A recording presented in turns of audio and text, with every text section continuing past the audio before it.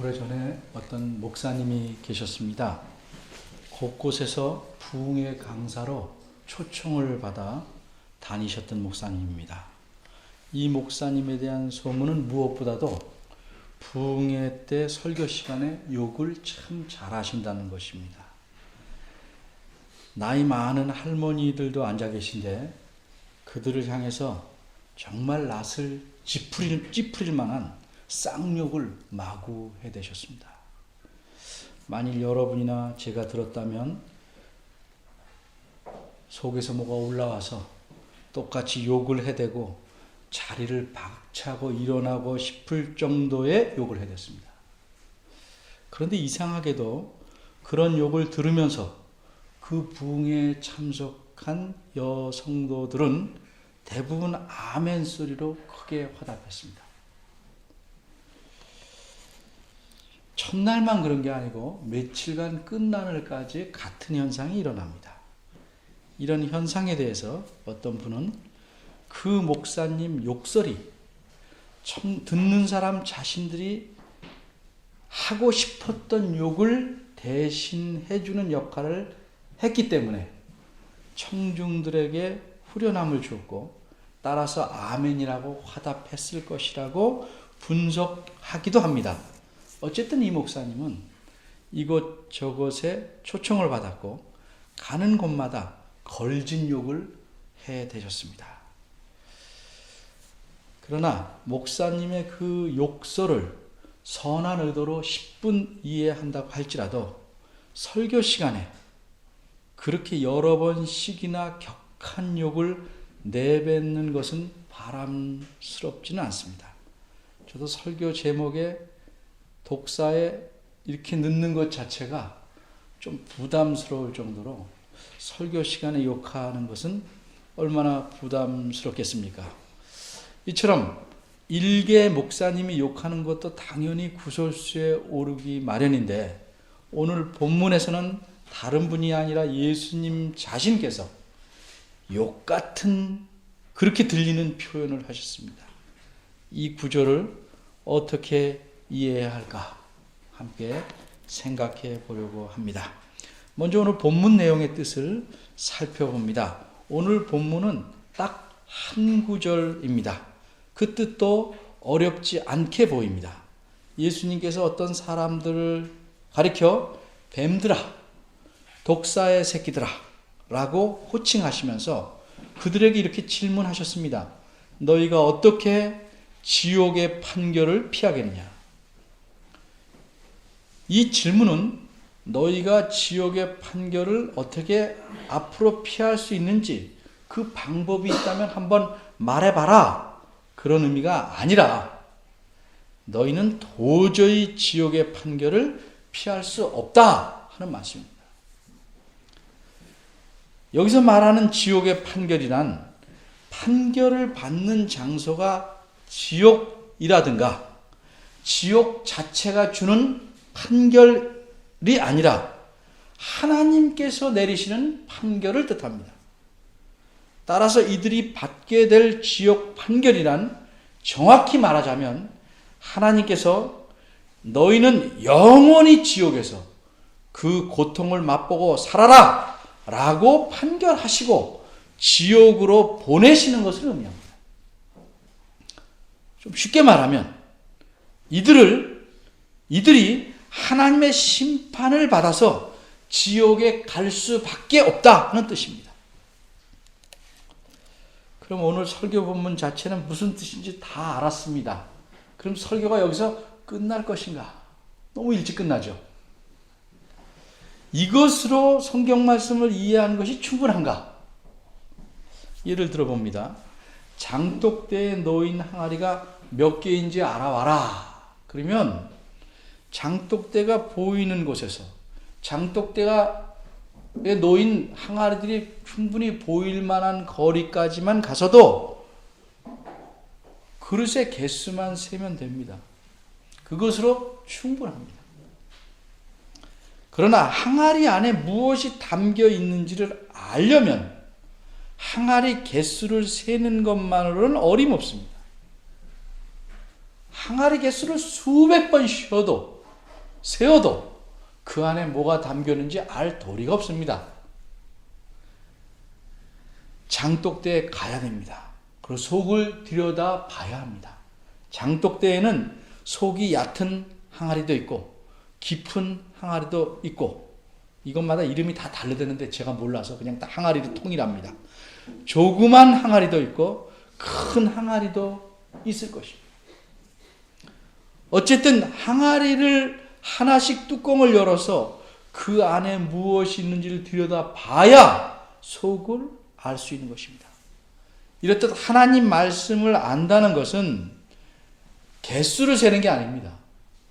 그 본문 구절 자체의 뜻만 아는 것이 아니라 그렇게 말씀하신 의도까지 알아야 하는 것입니다.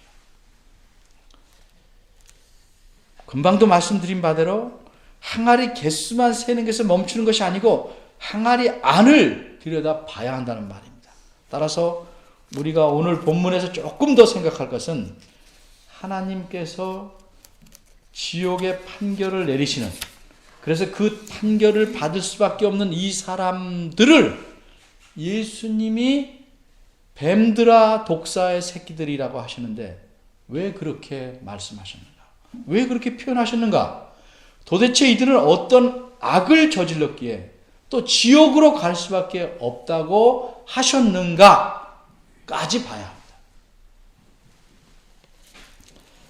먼저 예수님께서 이 사람들을 뱀들이다, 독사의 새끼들이라고 호칭하셨는데 왜 그랬을까? 어떤 의미일까? 좀 생각해 봐야 합니다. 예수님께서 이 표현을 어떤 상황에서 말씀하셨는가? 오늘 본문이 있는 마태복음 23장은 1절에서 36절까지가 예수님께서 책망하신 말씀입니다. 서기관, 바꿔 말하면 율법을 가리키는 선생님들이에요. 그들과 바리새인들을, 그들에게 가르침을 받는 바리새인들을 책망하신 말씀입니다.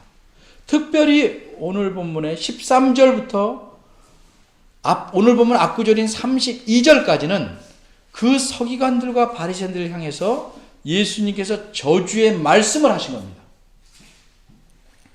7번이나 그들을 저주하셨는데 그때마다 같은 표현을 사용하시고 왜 그들이 저주를 받아야 하는지 이유를 말씀하셨습니다.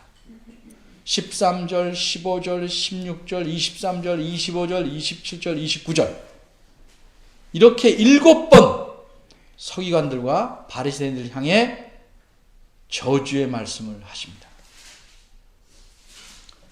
이때 예수님께서 사용하신 표현은 모두 화 있을진저, 바로 이것입니다. 이 표현은 쉽게 말하면 너희에게 재앙이 있을 것이다, 재앙이 있겠다, 하나님이 주시는 재앙이 있을 것이다, 이런 의미입니다. 그러니 뱀들이다, 독사의 새끼들이라는 표현은 이렇게 심각한, 예수님이 의분이 나신 상태에서 하신 말씀입니다. 농담 삼아 하신 말씀이 아닙니다. 따라서 좋은 뜻에서 말씀하신 것이 아니고 그들이 매우 나쁘다, 악하다 하는 의미에서 말씀하신 것이 분명합니다. 우리 생각으로는 사람을 표현할 때 다른 사람을 사용해서 악하거나 나쁘다는 것을 나타낼 수 있습니다. 뭐 좋은 것도 그렇게 나타냅니다. 저 사람은 소처럼 부지런하다, 소와 같다. 무섭다 하면 호랑이 같다 이렇게 말합니다. 무섭다 그러면서 강아지 같다 이렇게는 안 말합니다. 그 느낌을 우리가 다 압니다. 우리가 화가 나면 뭐라고 주로 욕합니까? 사람마다 좀 다르지만 일반적으로는 주로 개를 사용합니다. 개만 사용하는 게 아니라 뒤에다가 새끼라는 말을 붙입니다. 함께 붙여서 생각하지 마세요. 그냥 들으십시오. 그렇게 사용합니다. 영어에서도 미국 사람이 그렇게 말하는 거 저도 들었습니다만 개를 사용하는데 그 개 앞에 미친이라는 말을 또 붙입니다. 미친 개하고 뒤에다 아들이라는 말을 붙입니다. 새끼라는 말을 붙이는 거죠. 그렇게 붙여서 사용합니다. 그런데 예수님은 왜 뱀, 특히 독사의 새끼라는 표현을 사용하셨을까? 이런 흥미로운 설명이 있습니다. 고대 지중해 연안에 사는 그 지역의 사람들은 독사가 자기를 낳은 어미 뱀을 물어 죽인다고 생각했다고 합니다. 우리에겐 낯선 생각입니다. 그러나 그들은 그렇게 생각했습니다. 특히 새로 태어난 아라비아 지역의 독사 새끼들은 어미에게서 다 빠져나오면 그 어미를 물어 죽이는데, 그 까닭은 그 새끼들이 자기 아비의 복수를 하는 것이랍니다. 왜냐하면 어미가 아마도 교미해서 새끼를 갖게 되면 아비를 죽이기 때문이라고 합니다. 그러니까 이 새끼들은 아비를 물어 죽인 어미에게 복수하기 위해서 태어나면 어미를 죽인다고 합니다. 그래서 예수님께서는 이렇게 악한 독사의 새끼들을 갖다가 서기관과 바리새인들에게 비유하신 것이라고 설명합니다. 매우 흥미로운 배경 이야기입니다. 그럴 수도 있을 것입니다. 어쨌든 독사의 새끼들은 좋은 데는 안 쓰입니다. 그런데 우리가 하나님 말씀을 이해할 때는 더 이상 설명이 없다면, 찾을 수 없다면 이 정도에서 멈춰야겠지만, 하나님 말씀 자체 안에 예수님께서 갖고 계신 생각이나 뱀에 대한 성경적인 어떤 설명을 하는 것이 있다면 가급적 그런 방향으로 이해하는 것이 성경을 성경으로 이해하는 것입니다. 독사의 새끼들이라는 표현은 시간 순서로 보자면 세례 요한이 먼저 사용했습니다.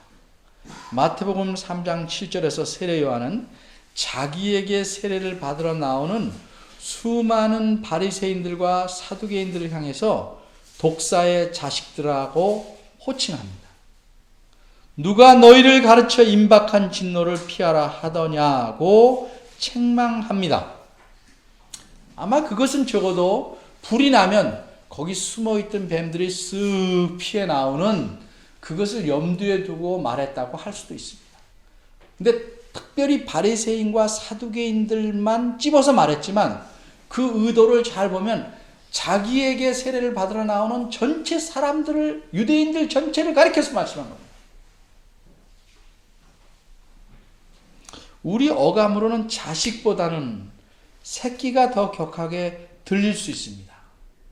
친하게 말할 때는 아이고 내 새끼, 내 자식, 이럴 땐 또 새끼가 더 가까운 느낌이 들 수도 있어요. 근데 욕할 때는 이 자식보다는 이게 훨씬 더 강할 수 있죠. 그런데 원어상으로는 오늘 본문의 독사의 새끼들이나 마태복음 3장 7절의 독사의 자식들이나 다 똑같습니다. 번역할 때 이 23장의 분위기 때문에 우리말에서 자식을 새끼로 의도적으로 바꿔서 좀 어감을 살린 것으로 저는 이제 생각을 합니다. 그런데 예수님이 이 말씀 하기 전에 마태복음 12장 34절을 보면 바리새인들을 향해서 이렇게 말씀하셨습니다. 이미 독사의 자식들아, 새끼들아, 같은 말입니다. 독사의 자식들아, 너희는 악하니 어떻게 선한 말을 할 수 있느냐? 이렇게 질책하셨습니다. 왜 그랬냐면 예수님께서 귀신 들려서 눈이 멀고 벙어리 된 자를 고쳐주셨는데 바리새인들이 예수님을 헐뜯기 위해서 예수님이 하신 일에 대해서 하나님을 찬양하기보다는 귀신의 힘으로 쫓아냈다, 이렇게 억지를 부려서 말했기 때문입니다. 그리고 오늘 본문에서 하나님은 다시 서기관들과 바리새인들을 향해서 독사의 새끼들이라고 표현하십니다. 이 표현이 우리 느낌과는 달리 쌍스러운 욕은 아닙니다. 그러나 이것은 분명히 예수님께서 바리새인들을 모욕하신 것입니다. 아주 예를 들면 나는 나름대로 정직하게 산다고 생각했는데 거짓말쟁이, 그럼 아주 심각한 모욕이 됩니다. 그 사람이 가치 있다고 생각하는 것에 대해서 반대로 말할 때는 모욕이 심한 것입니다. 유대인들은 자신들이 하나님의 자녀들이다. 이런 생각이 굉장히 강했습니다. 그런데 예수님께서 그들이 너희는 하나님의 자녀들이 아니다라고 말한다면 얼마나 모욕이 심한, 그 자존심 자체를 뭉개버린 겁니다. 뽑아버린 겁니다. 근데 그런 일이 실제로 일어났습니다. 그래서 이것은 뱀들아 독사의 새끼들이라는 말은 쌍욕은 아니더라도 심각한 모욕이 되는 것입니다. 이 점과 연관해서 예수님이 유대인들을, 특별히 바리새인들을 어떻게 생각했는지 좀 살펴보겠습니다. 이 예수님의 이 생각에 대한 설명은 제가 3년 전 설교한 내용에서 간추려서 인용합니다. 요한복음 8장 32절부터 보겠습니다. 여러분 성경으로 159쪽쯤 될 것입니다. 159쪽입니다.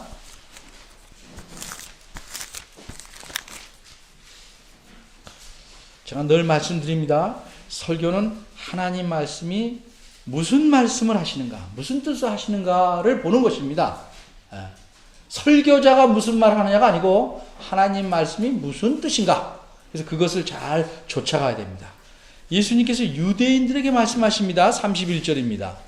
32절 보면 진리가 너희를 자유케 하리라 이렇게 말씀했습니다. 그러니까 뭐라고 생각합니까? 이 사람들이 대답했다고 말합니다. 우리가 자유케 된다니, 우리가 한 번도 남의 종이 된 적이 없습니다. 우리는 아브라함의 자손입니다. 이렇게 말합니다. 그랬더니 예수님이 뭐라고 말합니다? 말씀하십니까? 이들은 예수님의 말씀하신 뜻을 잘 모르는 겁니다. 37절에 보면 예수님이 모르고 말씀하신 게 아니에요. 나도 너희가 아브라함의 자손일 줄 안다. 분명하게 이렇게 말씀합니다. 혈통적으로는 이들은 분명히 아브라함의 자손입니다.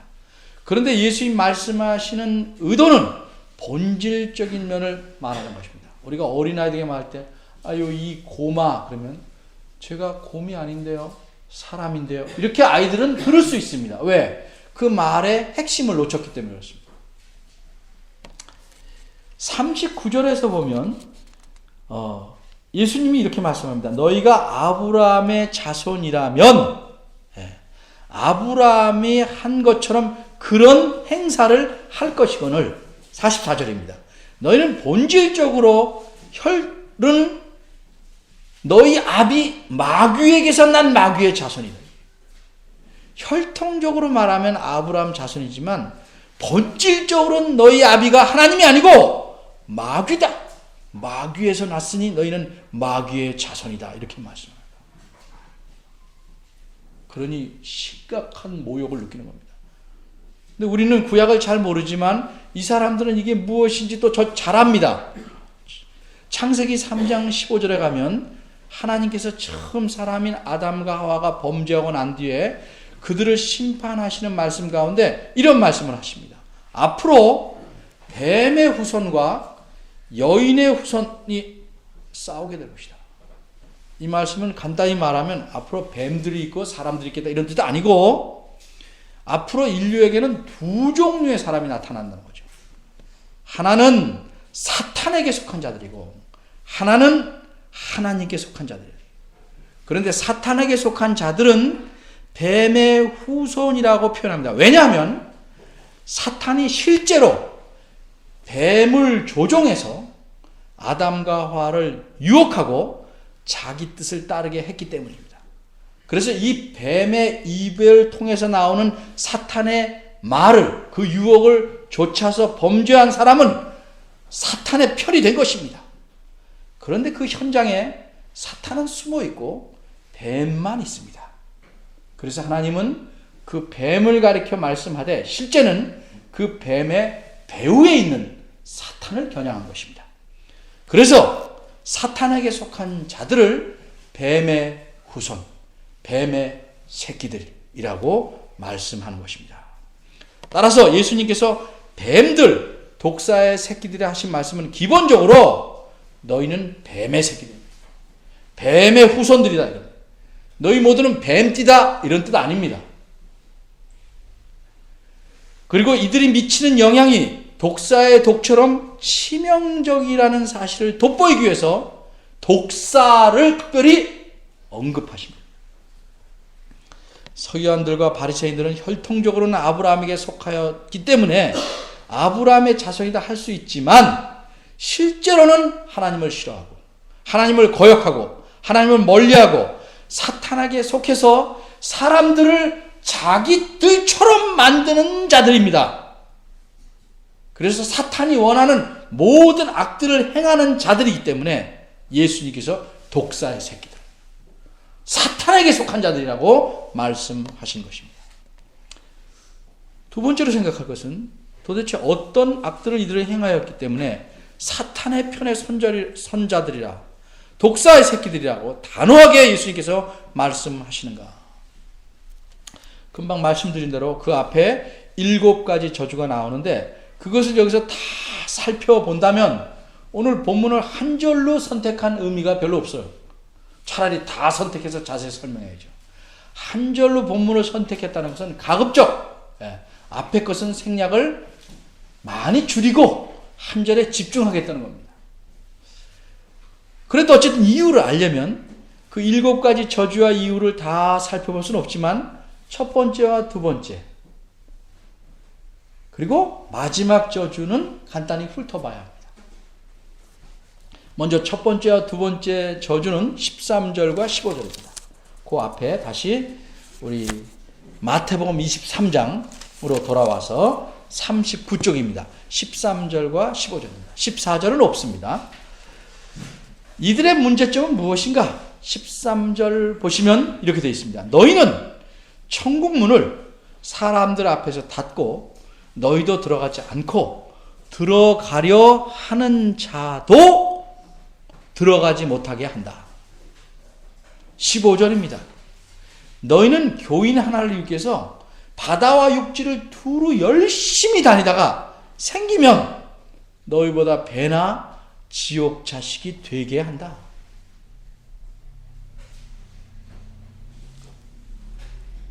이들은 정말 종교적인 열심은 대단합니다. 얼마나 열심히 전도합니까? 세상 바다와 육지를 두루다니면서 어디든지 가서 전도합니다. 그리고 데려와서는 그 사람들을 지옥 가게 만듭니다.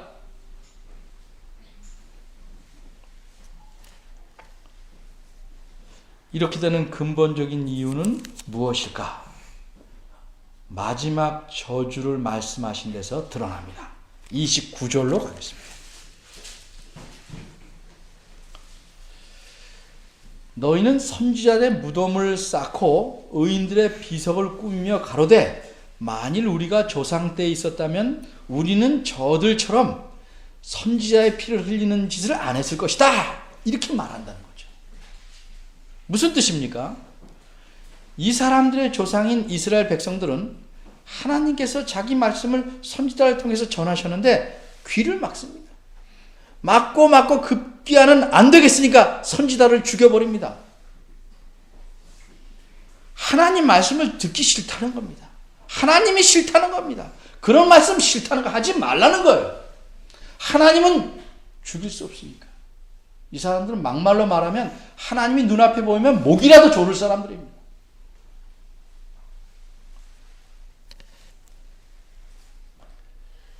그렇게 자신의 조상들이 잘못되었다고 평가하면서 선지자의 무덤을 의인이다 잘 꾸며놓습니다. 얼마나 경건하게 보입니까?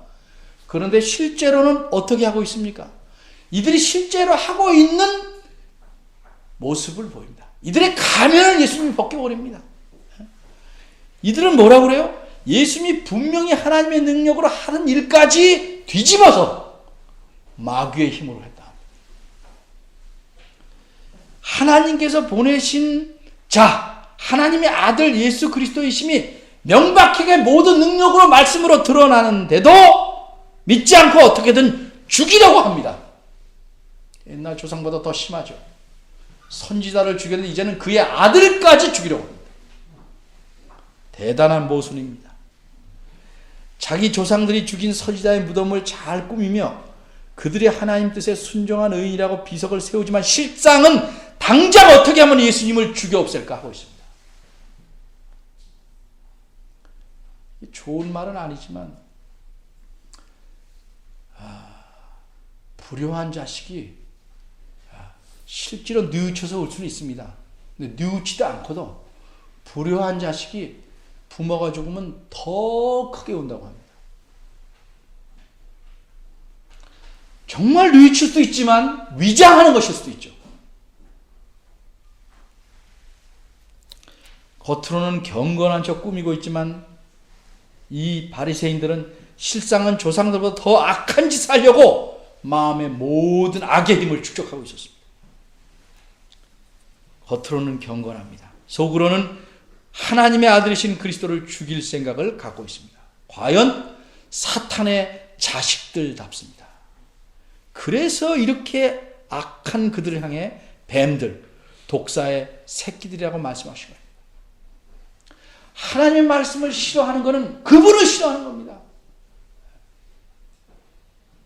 그러면 그래서 자기도 사탄의 자녀에 속한 자임을 드러내고 열심히 데려온 자들을 지옥의 자식이 되게 만들어요. 이 설교를 듣고 계신 여러분 가운데 혹시 내가 예수님 당시에 살았다, 예수님을 그렇게 죽이는 일에 참여하지 않겠다, 목숨을 걸고 반대했으자 이렇게 생각하십니까? 광야 시대에 하나님의 모든 능력을 보고도 불신해서 40년 동안 광야를 헤매다 죽은 1세대 이스라엘 백성처럼 내가 그때 있었으면 여호수아나 갈렙처럼 위대한 신앙의 인물이 될 수 있겠다라고 생각하십니까? 물론 그럴 수도 있을 것입니다. 근데 진정 그렇다면 하나님이 보시기에 내 마음의 현재 모습이 어떠한가를 잘 살펴보고 말해야 합니다. 그들이 우리보다 근본적으로 더 악해서 그런 짓을 했다고 생각하십니까? 전혀 그렇지 않습니다. 악하기는 그들이나 우리나 거의 마찬가지입니다. 하나님 말씀에 귀를 막고 돌이키기를 시작하면 나중엔 그 말씀을 싫어합니다.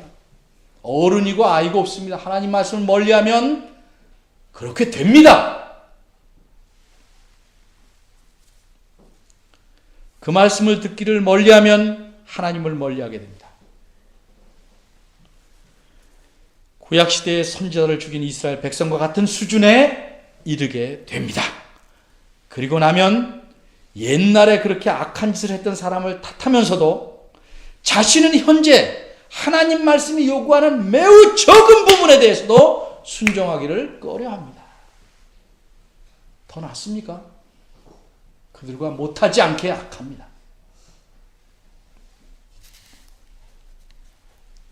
그리스도께서 우리 각자를 위해 자신의 생명을 바치셨건만 우리는 또다시 그리스도에게 대못을 치는 일을 계속하고 있습니다.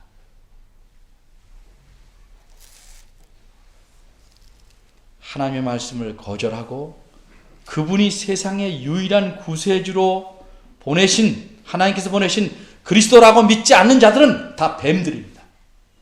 독사의 자식들입니다. 그가 얼마나 종교적 열성을 갖든 아니면 설사 목사라 할지라도 아무리 경건한 삶을 산다 할지라도 그리스도를 그리스도로 믿지 아니하면 그는 독사의 새끼입니다.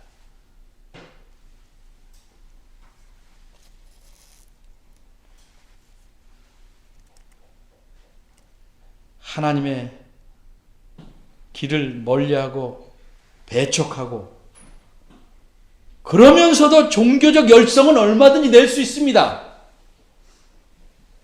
그러나 그렇게 하나님을 멀리하는 것은 곧 사탄의 가르침을 쫓아갑니다. 둘 중에 중간길은 없습니다. 오늘 우리 읽은 말씀에도 세상과 버치되고자 하느냐? 그건 곧 스스로 하나님과 원수되는 것이다. 딱 잘라 말씀합니다.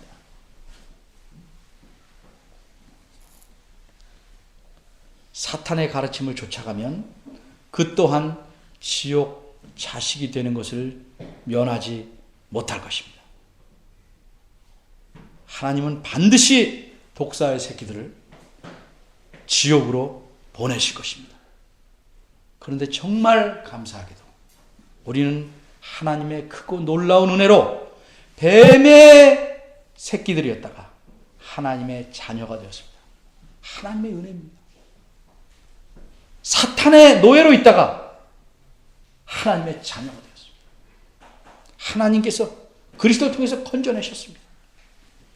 따라서 우리는 뱀의 자식이었을 때의 그 습성을 빨리 벗어내야 합니다. 독사의 새끼들과 같은 짓거리를 던져 버려야 합니다. 이것이 하나님께서 우리에게 원하는 삶입니다. 기도하겠습니다. 하나님, 저희들도 본질적으로 죄로 인해 망할 수밖에 없는 사탄에게 속한 자, 독사의 새끼들입니다. 이런 저희들을 긍휼히 보시고 하나님의 자녀로 삼아주셨나이다.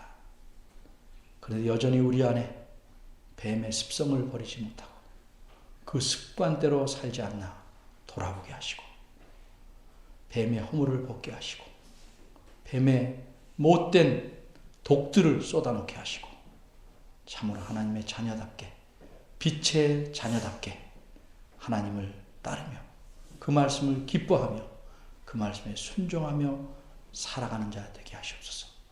이 가운데 어느 한 사람이라도 저 구렁 너머에 지옥에 있음을 보지 않도록 저희들을 긍휼히 여겨 주시옵소서.